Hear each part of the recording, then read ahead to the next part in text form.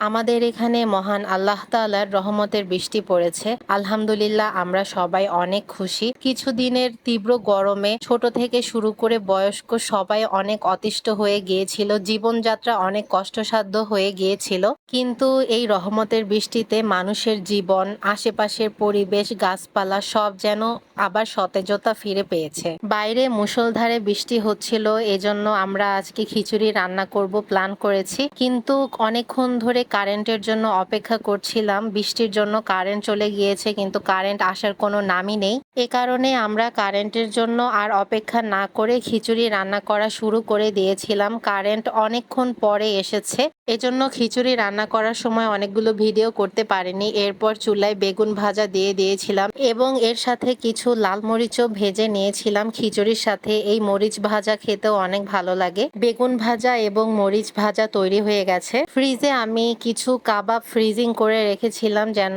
সুবিধা মতো প্রয়োজন অনুযায়ী বের করে ভেজে খাওয়া যায়। এখন কয়েক পিস কাবাব আমি বের করে নিয়েছি এবং গরম তেলে দিয়ে দিয়েছি ভাজার জন্য। কাবাব ভাজা প্রায় হয়ে গেছে এবং দেখতেও অনেক সুন্দর লাগছে। মাশাআল্লাহ, অনেক সুন্দর একটা ঘ্রাণ বেরিয়েছে। খিচুড়ির সাথে এই কাবাব খেতেও কিন্তু অনেক মজা লাগে। এই বৃষ্টির দিনে খিচুড়ির সাথে অন্যান্য আইটেম তৈরি করা হয়ে গেছে। আপনাদের ভাইয়া এখন খাবার সার্ভ করে দিচ্ছে। খিচুড়ির সাথে কাবাব এবং বেগুন ভাজা দেখেই জিভে জল চলে আসে।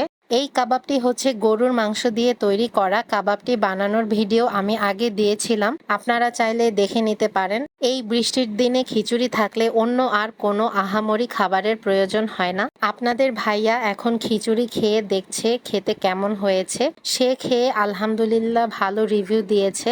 আমাদের বাসার সবাই খিচুড়ি খেতে অনেক পছন্দ করে, তাও যদি আবার বৃষ্টির দিনে হয় তাহলে তো কথাই নেই। এই বৃষ্টির দিনে আপনারা সবাই বাসায় অবশ্যই খিচুড়ি বানিয়ে খাবেন। আজকে এ পর্যন্তই। আল্লাহ হাফেজ।